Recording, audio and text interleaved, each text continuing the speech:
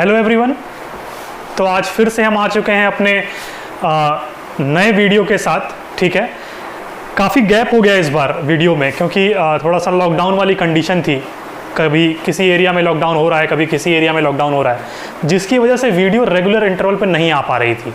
लेकिन अब हमने अपने सारी चीज़ों को घर पे ही शिफ्ट कर लिया है, तो अब मुझे लगता है कि यहाँ से वीडियो रेगुलर बेसिस पे आते रहेंगे। ठीक है, हमारे चैनल पे वर्चुअल शिक्षा पर एक नया सेगमेंट हम लोगों ने स्टार्ट किया था ज्योग्राफी से रिलेटेड।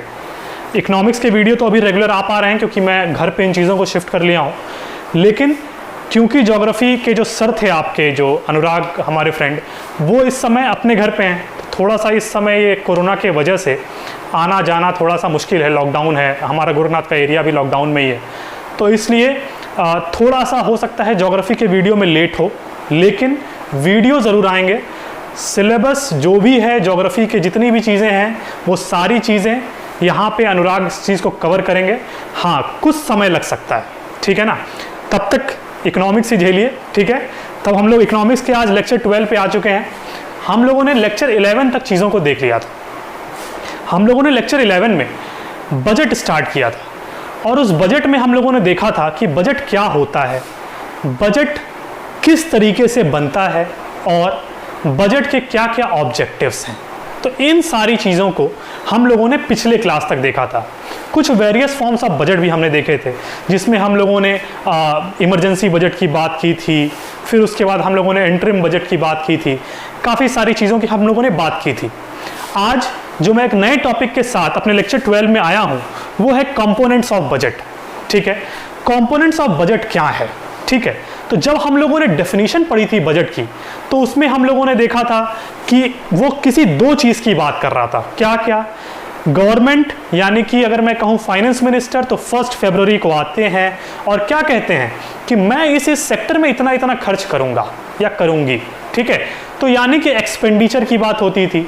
और उसके बाद मैंने क्या कहा था कि 1 फेब से लेके वो 1 मार्च तक, ये 1 अप्रैल तक ये कोशिश करते हैं कि कहाँ कहाँ से उस एक्सपेंडिचर के लिए हम लोग इनकम कलेक्ट करें, कलेक्शन किस तरीके से करें। ठीक है, तो कंपोनेंट्स जो दो बने वो क्या थे? इनकम एक तरफ से आने का सोर्स गवर्नमेंट के पास, एक्सपेंडिचर एक तरफ से खर्च करने का, जाने का। यही बात हम लोगों ने की थी। तो सेम चीज कंपोनेंट्स में आएंगे, जिसमें मैं कहूंगा कि एक होता है बजटरी रिसिप्ट, जो रिसीव करेगी गवर्नमेंट, जो कलेक्ट करेगी इन फॉर्म ऑफ इनकम और एनीथिंग। ठीक है, अब वो क्या करेगी? बजटरी रिसिप्ट हो सकता है। और एक क्या कंपोनेंट होंगे?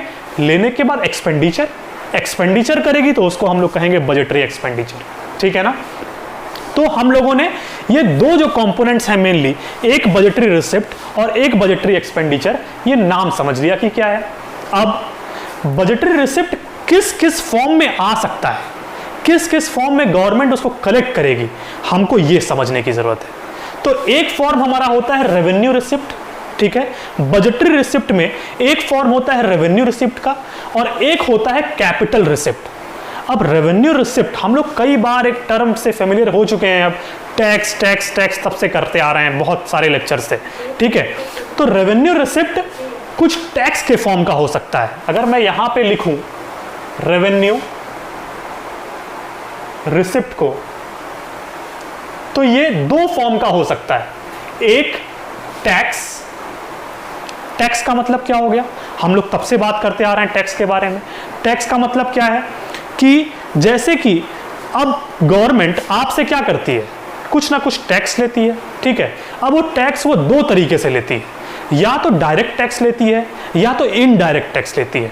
डायरेक्ट टैक्स और इनडायरेक्ट टैक्स जो मैं कह रहा हूं, वो इस टैक्स के फॉर्म है, टाइप्स है, समझ लीजिए, डायरेक्ट और इनडायरेक्ट।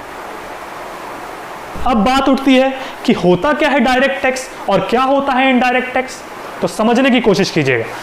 डायरेक्ट टैक्स का मतलब यह हुआ कि अगर हम किसी के ऊपर टैक्स इंपोज कर रहे हैं, मुझे गवर्नमेंट बना दीजिए, ठीक, मैं गवर्नमेंट हूं और मैं किसी पर्सन एक्स पे टैक्स इंपोज कर रहा हूं। अगर मैं यहां दिखाऊं, अगर मैं गवर्नमेंट हूं और मैं किसी पर्सन एक्स पे टैक्स इंपोज कर रहा हूं, ठीक है, तो जैसे ही मैं उसके ऊपर टैक्स इंपोज करूंगा पर्सन एक्स पे, तो उस टैक्स को देने की जिम्मेदारी इस पर्सन एक्स की ही होगी।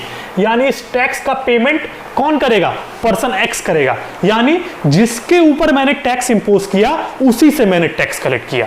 यानी क्या? डायरेक्ट मैंने जिसके ऊपर टैक्स इंपोज किया, मैं टैक्स जब उसी से डायरेक्टली ले रहा हूं तो उसको मैं डायरेक्ट टैक्स कहूंगा। जैसे गवर्नमेंट क्या कहेगी कि आप इतना इनकम कमा रहे हैं, आपके इतने इनकम का इतना % हिस्सा मुझे टैक्स के रूप में चाहिए। तो जिसके ऊपर इनकम टैक्स लग रहा है वही अपना इनकम का कुछ पार्ट टैक्स के रूप में गवर्नमेंट को दे रहा होगा। इसीलिए इनकम टैक्स को हम क्या कहते हैं? Income tax is a type of direct tax. ठीक है ना? तो ये बात हम करते हैं। कॉर्पोरेट टैक्स होता है, काफी सारे टैक्सेस हैं जो इनडायरेक्ट टैक्स में आते हैं, वो एक अलग चीज है। ठीक है ना? डायरेक्ट टैक्स का मतलब सीधा सीधा यही है कि जिसके ऊपर हम टैक्स इंपोज करें वही टैक्स क्या करे? पे करे। ठीक, ये तो हो गया हमारा डायरेक्ट टैक्स। हमने डायरेक्ट टैक्स समझ लिया। अब बात आती है कि इनडायरेक्ट टैक्स क्या है। हमको अब समझना चाहिए कि इनडायरेक्ट टैक्स क्या है। डायरेक्ट टैक्स पे सर आपने बता दिया कि जिसके ऊपर टैक्स इंपोज हुआ उसी ने टैक्स पे किया। इनडायरेक्ट का मतलब क्या हो गया? इनडायरेक्ट का मतलब हुआ ठीक उसका अपोजिट। क्या? कि जिसके ऊपर इंपोज हुआ वो टैक्स नहीं दिया, कोई तीसरा बंदा टैक्स दे रहा है। जैसे समझने की कोशिश कीजिए, प्रोड्यूसर पर क्या किया गवर्नमेंट ने? कहा कि तुम चिप्स के फैक्ट्री अगर लगाए हुए हो तो चलो तुम्हारे ऊपर इतना टैक्स मैं इंपोज कर रहा हूं, तुमको अपने हर प्रोडक्ट पे इतना टैक्स मुझे देना होगा। अब प्रोड्यूसर क्या करेगा?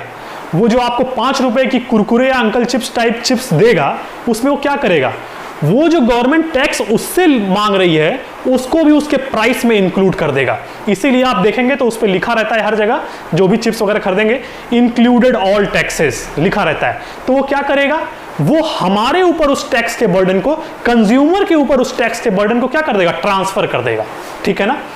अब गवर्नमेंट ने टैक्स लगाया प्रोड्यूसर पे, लेकिन टैक्स का पेमेंट प्रोड्यूसर नहीं कर रहा है, टैक्स का पेमेंट हम कर रहे हैं एज अ कंज्यूमर। ठीक है?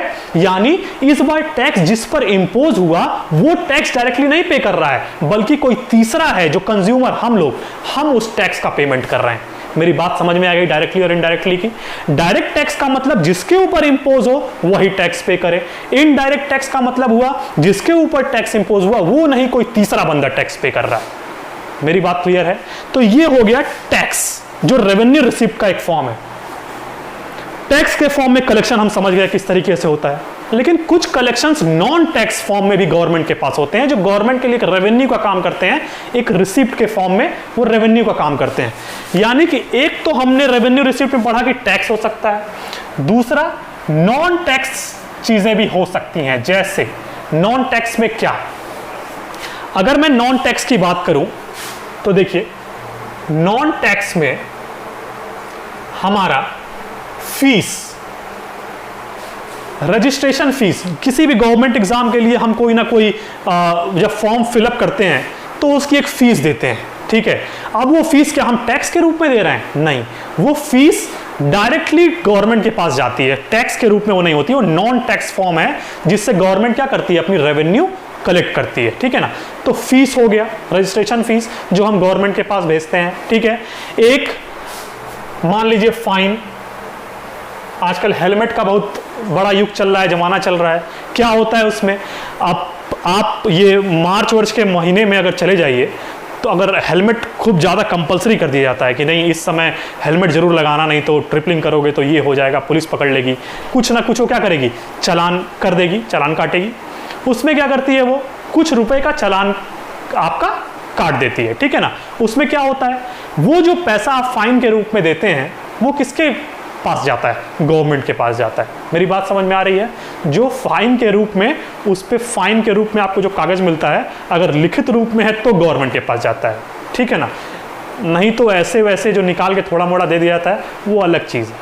ठीक है ना? उसकी बात हम लोग यहां नहीं करेंगे। नॉन टैक्स फॉर्म में फीस, फाइन, समझ गए हम? ऐसी कई सारी चीजें हो सकती हैं, डोनेशन हो सकता है। ठीक है ना? लेकिन एक जो इंपॉर्टेंट टर्म इस्तेमाल हुआ है बुक्स में जिसको कई लोग समझ नहीं पाते हैं, मैं उसके बारे में बात कर लूं। एक होता है एस शीट। एस शीट का मतलब क्या है? एस शीट का मतलब हुआ जैसे कि मान लीजिए एक बहुत बड़ी प्रॉपर्टी है किसी की, ठीक है, और उस प्रॉपर्टी को आगे लेकर के जाने वाला कोई लीगल उसका हायर नहीं है, ठीक है ना, कोई उसको आगे ले जाने वाला, हो सकता है उसका कोई बेटा ना हो, कोई बेटी ना हो, ठीक है ना, तो फिर वो प्रॉपर्टी क्या होगी, वो प्रॉपर्टी ऐसे ही फालतू पड़ी है, मतलब वो उस इंसान के जिसकी प्रॉपर्टी है उसकी मृत्यु अगर हो जाती है तो उसके बाद क्या होगा, वो प्रॉपर्टी किसी की नहीं है, तो वो डायरेक्टली क्या होती है, गवर्नमेंट के पास आ जाती है। तो वो भी एस शीट जिसका कोई लीगल हायर ना हो, वो प्रॉपर्टी डायरेक्ट क्या होगी, गवर्नमेंट के पास आ जाएगी, जो किसका काम करेगी, रेवेन्यू रिसिप्ट का काम करेगी, जो नॉन टैक्स फॉर्म का होगा। मेरी बात समझ में आ रही है? तो ये सारी बातें हम लोगों ने किस पर कर ली, हम लोगों ने समझ लिया कि रेवेन्यू रिसिप्ट के बारे में। अब क्या जो टैक्स था, अगर मान लीजिए कि मैं खूब टैक्स दे रहा हूं, बहुत अमीर आदमी हूं, ठीक है, अंबानी बना दीजिए थोड़ी देर और मजा आएगा। अब मैं क्या करूं, मैंने टैक्स दे दिया, ठीक, अब मैं कहूं कि गवर्नमेंट सुनो, तुमको मैंने टैक्स दिया इतना, मेरे घर के पीछे वाली जो ये सड़क है उसको इस तरीके से बनाना, गवर्नमेंट मानेगी क्या? कहेगी नहीं भैया अपना काम करो, ये टैक्स मैं लूंगा, ये मेरी जिम्मेदारी है, लेकिन मैं वापस उस टैक्स के रूप में आपके लिए क्या कर रहा हूं, उसकी जवाबदेही मेरी नहीं है, ठीक है ना। तो यानी कि हम क्या कहते हैं कि गवर्नमेंट की कोई जवाबदेही इसमें नहीं है, तो यानी कि उसके ऊपर कोई लायबिलिटी नहीं है, किसी भी तरह की कोई लायबिलिटी नहीं है, किसी तरह का कोई एसेट उसका क्या हो रहा है, जैसे कि मैंने यहां पे नोट किया है, do not create any liability, किसी तरह की लायबिलिटी क्रिएट नहीं हो रही है। और मैंने जो टैक्स या नॉन टैक्स पार्ट पढ़ाया रेवेन्यू का, क्या इसमें किसी तरह का कॉज हो रहा है, एसेट का लॉस हो रहा है? तो नहीं हो रहा है, तो इसीलिए do not cause any reduction in assets. मेरी बात समझ में आ रही है? अब एसेट लायबिलिटी क्या है, ये 11th 12th के बच्चों को मालूम होना चाहिए, ठीक है ना, 11th में जो अकाउंट्स पढ़ते हुए आ रहे हैं, कॉमर्स बैकग्राउंड के हैं, उनको इतना मालूम होना चाहिए, ठीक है। अब मैं दूसरे तरह की बजटरी रिसिप्ट की बात करता हूं, जो है कैपिटल रिसिप्ट, ठीक है ना। कैपिटल रिसिप्ट क्या है? कैपिटल रिसिप्ट एक तरीके से अगर मैं कहूं तो कुछ कैपिटल के फॉर्म में बात हो रही है, ठीक है ना। अगर मैं इसमें कहूं कि क्या होता है, तो इसमें लायबिलिटी होती है, ये लायबिलिटी क्रिएट करता है, और इसमें एसेट का भी रिडक्शन होता है। इन दोनों में कोई एक चीज होगी, ये जो मैं कंडीशंस लिख रहा हूं इसमें से कोई ना कोई एक चीज जरूर होनी चाहिए, तो उसको मैं कहूंगा कि वो कैपिटल रिसिप्ट है या वो रेवेन्यू रिसिप्ट है। अगर कैपिटल रिसिप्ट की बात हो रही है तो इसमें देखिए क्या होगा, इसमें क्या क्या चीजें आती हैं। एक आता है recovery of loans, recovery of loans. अब इसमें देखिए क्या होगा, रिकवरी ऑफ लोन्स का मतलब क्या हो गया, मैं गवर्नमेंट हूं, मैंने आपको अगर कोई लोन दिया तो उसके बदले में कुछ इंटरेस्ट चार्ज कर रहा हूंगा, सीधी सी बात। अब मैं क्या करूंगा, मैंने अगर लोन आपको दिया, ठीक है ना, और मैं उस लोन्स का सारा रिकवरी करता जा रहा हूं, ठीक है। अब मैंने अगर रिकवरी सारा कर लिया तो इसका मतलब क्या हो गया कि मैंने एक एसेट के फॉर्म में आपको लोन दिया हुआ था, जिसमें से कुछ हर समय पे मेरे पास एक एसेट के फॉर्म पे वो पैसे क्या थे, आपके पास इंटरेस्ट के रूप में पड़े हुए थे। आप क्या कर रहे थे, कुछ ना कुछ पार्ट उसका डेली बेसिस पे मुझे दे रहे थे, तो वो एक तरीके से मेरे लिए एसेट का काम कर रहा था। लेकिन अब क्योंकि मैंने रिकवरी ऑफ लोन्स कर लिया तो वो अब मेरे लिए एसेट नहीं रह गया, ठीक है ना। इसीलिए हम इसमें क्या लिखते हैं कि कॉज रिडक्शन इन एसेट्स, ठीक है ना। तो इस चीजों को हम इसमें देखते हैं, ठीक है ना। रिकवरी ऑफ लोन्स हो सकता है, बोरोइंग्स हो सकते हैं, जैसे अगर हम देखें इसमें बोरोइंग, मैं जब बजट के बारे में बता रहा था, उसके पहले भी क्लासेस में मैं बता रहा था, तो मैं ये बात मॉनेटरी पॉलिसी और फिस्कल पॉलिसी कर रहा था। तो मैंने कहा था कि गवर्नमेंट क्या करती है, अलग अलग इंस्टीट्यूशन से कुछ ना कुछ कर्ज भी लेती है, ठीक है। अब वो इनसाइड द कंट्री ले सकती है, ठीक है ना, अपने आरबीआई से ले सकती है, या तो वो आउटसाइड द कंट्री ले सकती है। बात हो चुकी थी इंस्टीट्यूशन कौन कौन से हैं, IMF हो गया, वर्ल्ड बैंक हो गया, इन लोगों से ले सकती है। और मैंने क्या कहा था, इनसाइड द कंट्री जो लोग हैं पब्लिक डेप्ट के फॉर्म में, उनसे भी वो क्या करती है, लोन ले सकती है। अगर ये चीज आपको नहीं समझ में आ रही है, पुराना वीडियो देखिए, ठीक है ना। पब्लिक डेप्ट के बारे में पूरी बात हुई है, इन सारी चीजों के बारे में मैंने फिस्कल और मॉनेटरी पॉलिसी में बात की है, ठीक है ना। तो कैपिटल रिसिप्ट किस किस फॉर्म का हो सकता है, रिकवरी ऑफ लोन्स, बोरोइंग्स, और आजकल जो एक नया टर्म इस्तेमाल हो रहा है जिसका काफी यूज हो रहा है, जो अदर रिसिप्ट में आता है, जिसको हम कहते हैं डिसइन्वेस्टमेंट, ठीक है ना, डिसइन्वेस्टमेंट।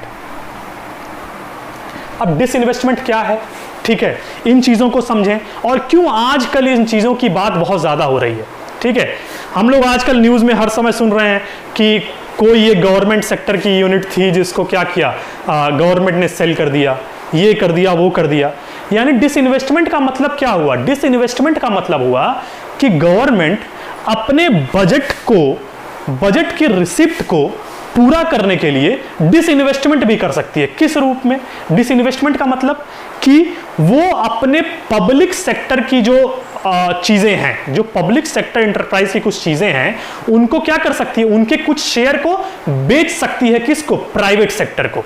जैसे अभी हम लोग एयर इंडिया की बात करें अगर, तो एयर इंडिया को गवर्नमेंट ने सेल कर दिया, प्राइवेटाइज कर दिया उसको, ठीक है ना। तो पहले गवर्नमेंट के लिए एक एसेट का काम करती थी, लेकिन अभी वो क्या हो गया? गवर्नमेंट के एसेट से अब वो निकल चुकी है, वो प्राइवेट सेक्टर में जा चुकी है, ठीक है ना। अगर हम बात करें रेलवे की, रेलवे के कुछ परसेंट को क्या किया गवर्नमेंट ने? प्राइवेटाइज कर दिया। यानी जो गवर्नमेंट का एक एसेट था रेलवे, जो पूरा 100% पार्ट उसके पास आता था, अब उसका क्या किया? कुछ पार्ट उसने सेल कर दिया, कुछ शेयर उसका उसने सेल ऑफ कर दिया, ठीक है ना। तो ये बात होती है डिसइन्वेस्टमेंट में। डिसइन्वेस्टमेंट का सीधा सा मतलब ये हुआ कि पब्लिक सेक्टर की चीजों को प्राइवेट सेक्टर में, पब्लिक सेक्टर के कुछ शेयर को बेच देना, सेल ऑफ कर देना। मेरी बात समझ में आ रही है? तो ये हो गया हमारा कैपिटल रिसीप्ट का फॉर्म, जो लायबिलिटी क्रिएट करता है, जिसमें रिडक्शन इन एसेट्स होता है। मैंने दिखाया कैसे रिडक्शन इन एसेट्स, ठीक है ना। तो ये हमने क्या जान लिया कि बजटरी रिसीप्ट क्या है, ठीक है।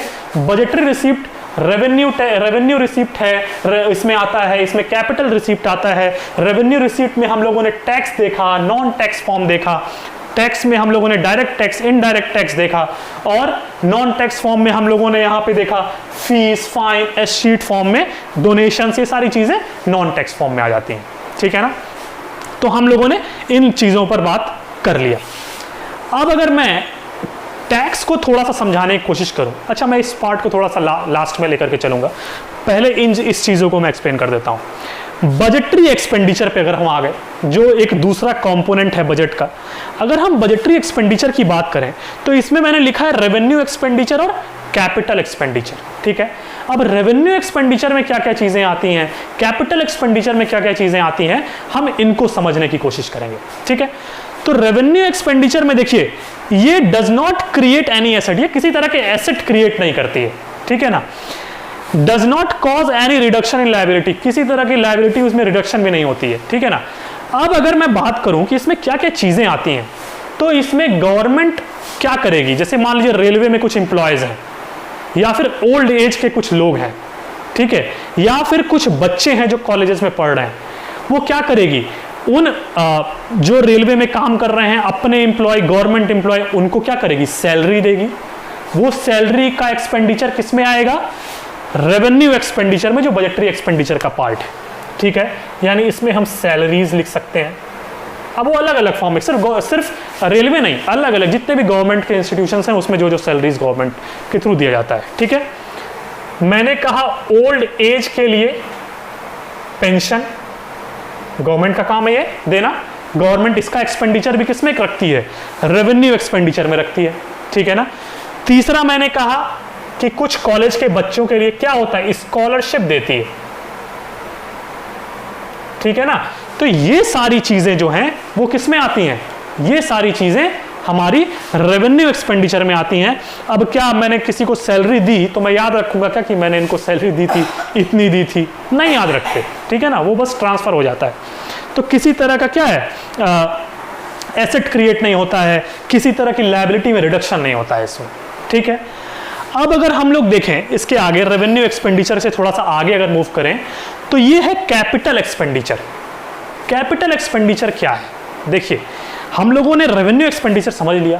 कैपिटल एक्सपेंडिचर में क्या होगा कि कैपिटल एक्सपेंडिचर में जो मैं खर्च करूंगा ना, जैसे मैंने सैलरी किसी को रेवेन्यू एक्सपेंडिचर में दी थी, तो वो मुझे एसेट के फॉर्म में कोई एसेट फॉर्मेशन नहीं हो रहा था उसमें, ठीक है ना। तो हमको नहीं पता कि क्या, कैसे, कितना मैंने क्या कर दिया।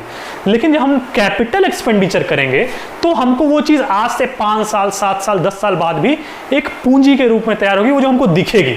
जैसे इसमें क्या क्या चीज़ें आएंगी? जैसे मैं कंस्ट्रक्शन ऑफ हॉस्पिटल कर दिया, अगर मैंने हॉस्पिटल्स बनवाए तो वो क्या है, गवर्नमेंट हॉस्पिटल्स जो बनेंगे वो आज भी हैं, वो 5 साल के बाद भी होंगे, वो 10 साल के बाद भी रहेंगे। मेरी बात समझ में आ रही है? यानी कि इसमें हॉस्पिटल का कंस्ट्रक्शन आ सकता है, स्कूल्स का कंस्ट्रक्शन आ सकता है, रोड्स पे गवर्नमेंट खर्च कर सकती है, रेलवे पे गवर्नमेंट खर्च कर सकती है। इन चीज के कंस्ट्रक्शन पे वो जो खर्च करेगी वो सारी चीजें आज भी हैं और आने वाले समय में भी दिखने वाली हैं, तो उसको हम कैपिटल एक्सपेंडिचर में लेते हैं। मेरी बात समझ में आ रही है? ठीक है, कुछ मशीन्स पे खर्च कर दिया, इक्विपमेंट्स पे खर्च कर दिया, डिफेंस पर खर्च कर दिया, ये सारी चीजें क्या हैं, एक तरीके से कैपिटल एक्सपेंडिचर का काम करती हैं गवर्नमेंट के लिए। अब मैंने कहा कि चीजें दिखेंगी, यानी एक एसेट का फॉर्मेशन होगा, इसीलिए मैंने क्या कहा, ये क्रिएट करता है एसेट को, ठीक है ना, एसेट को क्रिएट करता है, और इसमें रिडक्शन इन लायबिलिटी भी होती है। मैं खर्च करूंगा तो सीधी सी बात है, लायबिलिटी उस एरिया में जहां पे जरूरत थी वो लायबिलिटी कम होगी हमारी, ठीक है ना। अब ये सारी चीजें जो थी वो कंपोनेंट्स ऑफ बजट में आती हैं, ठीक है। मैंने इन चीजों को आपको एक्सप्लेन किया, लेकिन एक चीज जो मुझे लगता है कि क्लास 12th के लेवल पे आपको मालूम होनी चाहिए, वो टैक्स का मैं वेरियस फॉर्म्स की बात करने जा रहा था। उस समय मैं रुक गया क्योंकि मैं चाहता था पहले इस टॉपिक को मैं कवर कर दूं, ठीक है। मैंने कंपोनेंट्स ऑफ बजट बता दिए, लेकिन कुछ वेरियस फॉर्म्स ऑफ टैक्सेस भी होते हैं, ठीक है ना। अब हम इसके बारे में अगर थोड़ा सा चर्चा करें तो पहले मैं इसको साफ कर दूं। 1 मिनट,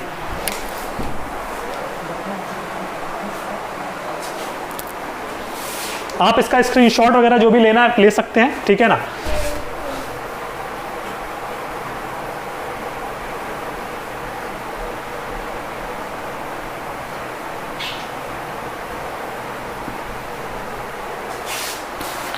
मैं बात कर रहा था वेरियस फॉर्म्स ऑफ टैक्सेस की, ठीक है। तो इसमें हम देखें, एक होता है हमारा पहला जिसको, ठीक है, तो वेरियस फॉर्म्स ऑफ टैक्सेस में अगर हम बात करें तो पहला हो गया हमारा प्रोग्रेसिव टैक्स।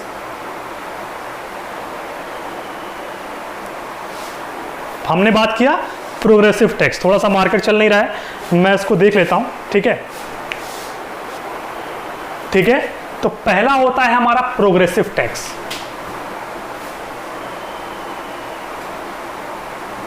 दूसरा होता है हमारा जिसको हम कहते हैं प्रोपोर्शनेट टैक्स।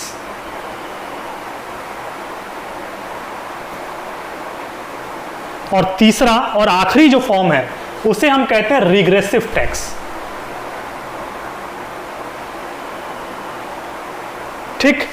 अब ये होता क्या है, प्रोग्रेसिव टैक्स कब हम कहेंगे कि प्रोग्रेसिव है टैक्स, कब हम कहेंगे कि वो प्रोपोर्शनेट है, या फिर कब हम कहेंगे कि वो रिग्रेसिव है, तो इसको समझने की कोशिश कीजिएगा, ठीक है।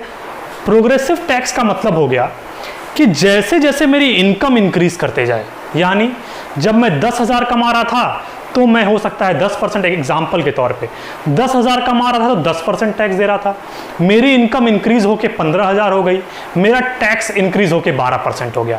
यानी इनकम के इंक्रीज होने पर जब टैक्स रेट इंक्रीज करता है तो उसको हम कहते हैं प्रोग्रेसिव टैक्स। मेरी बात समझ में आ गई? इनकम बढ़ी, टैक्स रेट इंक्रीज किया, प्रोग्रेसिव टैक्स, ठीक। Second, proportionate tax. Proportionate tax का मतलब क्या हो गया, मेरी इनकम 10,000 थी तो भी 10% टैक्स दे रहा था, मेरी इनकम 15,000 हुई तो भी 10% टैक्स दे रहा था, मेरी इनकम 1 लाख हो गई तो भी 10% टैक्स दे रहा था। यानी टैक्स रेट कांस्टेंट रहे भले ही इनकम इंक्रीज करती जाए। बात समझ में आ गया? प्रोग्रेसिव टैक्स में मैंने क्या कहा, इनकम इंक्रीज करेगी तो टैक्स रेट इंक्रीज करेगा। सेकंड, प्रोपोर्शनेट टैक्स में मैंने क्या कहा कि इनकम भले इंक्रीज करे लेकिन टैक्स रेट कांस्टेंट रहे, ठीक। अब तीसरा और आखिरी जो फॉर्म है वो क्या है, रिग्रेसिव टैक्स। रिग्रेसिव टैक्स का मतलब क्या हो गया कि मेरी इनकम इंक्रीज कर रही है, ठीक है, या डिक्रीज कर रही है, टैक्स रेट अलग ही भौकाल में बढ़ रहा है। देखिए, जैसे मैं ये कह रहा हूं इनकम मेरी इंक्रीज की लेकिन टैक्स रेट मेरा डिक्रीज कर रहा है। अब मैं इसको ग्राफिकल तरीके से एक्सप्लेन कर रहा हूं, आप समझने की कोशिश कीजिएगा, ठीक है। प्रोग्रेसिव टैक्स मैंने जो कहा, प्रोग्रेसिव टैक्स, इसमें मैंने क्या कहा, अगर मैं कह रहा हूं कि ये इनकम है और ये टैक्स है, मैं कह रहा हूं जैसे जैसे इनकम इंक्रीज करती जाए वैसे वैसे टैक्स रेट इंक्रीज करती जाए। ये कुछ लाइन बन गया, इनकम इंक्रीज करती जा रही है, टैक्स भी इंक्रीज करता जा रहा है, टैक्स रेट भी इंक्रीज करता जा रहा है। बात समझ में आई? अगर मैं इसको प्रोपोर्शनेट टैक्स में देखूं तो इसको समझिए, मेरी इनकम 1000 रुपए और मेरी इनकम इंक्रीज होकर 10,000 हो गई, लेकिन टैक्स मेरे लिए क्या है? कांस्टेंट है। ये 10,000 कमाने वाला भी इतना परसेंट टैक्स दे रहा है, 10,000 कमाने वाला भी इतना ही परसेंट टैक्स दे रहा है, ठीक है ना? तो मैंने क्या कहा? प्रोपोर्शनेट टैक्स में आपकी इनकम भले ही इंक्रीज करती जाए लेकिन आपका टैक्स रेट कांस्टेंट रहे। तीसरा, रिग्रेसिव को अगर हम दिखाने की कोशिश करें, देखिएगा रिग्रेसिव में क्या होगा। ये अगर मेरा इनकम है जिनको Y से डिनोट करते हैं और टैक्स को T से, तो इसमें देखिए क्या होगा, मैं एक डाउनवर्ड स्लोपिंग ग्राफ बना रहा हूं। इसमें क्या मतलब है इसका? इसका मतलब हुआ कि जब मेरी इनकम 100 रुपए थी, 100 रुपए नहीं रहेगी, एग्जाम्पल है, ठीक है ना, मानना है 100 रुपए जो हमारी इनकम थी, इस 100 रुपए पे मैं इतना टैक्स दे रहा था, इस 100 रुपए पे ये जो पॉइंट यहां मिलेगा उतना टैक्स मैं दे रहा था, लेकिन मेरी इनकम इंक्रीज होके 1000 रुपए हो गई, मेरी इनकम इंक्रीज होके 1000 रुपए हो गई। अब मैं टैक्स इतना दे रहा हूं, इस लाइन के बराबर, ये देखिए। तो यानी कि अब मुझे टैक्स कम देना पड़ रहा है और जब मेरी इनकम कम थी तो मुझे टैक्स ज्यादा देना पड़ रहा था। मेरी बात समझ में आई? तीनों टैक्स क्या है? अब अगर आपसे पूछा जाए, एक 12th लेवल पे इतना जानकारी होना चाहिए, इसलिए मैं इन तीनों चीजों की बात कर रहा हूं, ठीक है। अब अगर आपसे ये पूछा जाए कि किसी डेवलपिंग इकोनॉमी में, किसी कंट्री में किस तरह के टैक्स का फॉर्म इंप्लीमेंट करना चाहिए, ठीक है ना, किस तरह का फॉर्म, तो अगर आप देखिए प्रोपोर्शनेट टैक्स, तो मैंने कहा कि इनकम इंक्रीज करती जाए लेकिन टैक्स रेट कांस्टेंट रहे। मतलब एक गरीब आदमी जो 100 रुपए कमा रहा है वो भी 10% टैक्स दे रहा है, और एक अमीर आदमी जो लाख रुपए कमा रहा है वो भी 10% टैक्स दे रहा है। क्या अच्छी बात है, हाँ? एक गरीब आदमी के ऊपर ज्यादा बर्डन होगा इस हिसाब से, ठीक है ना।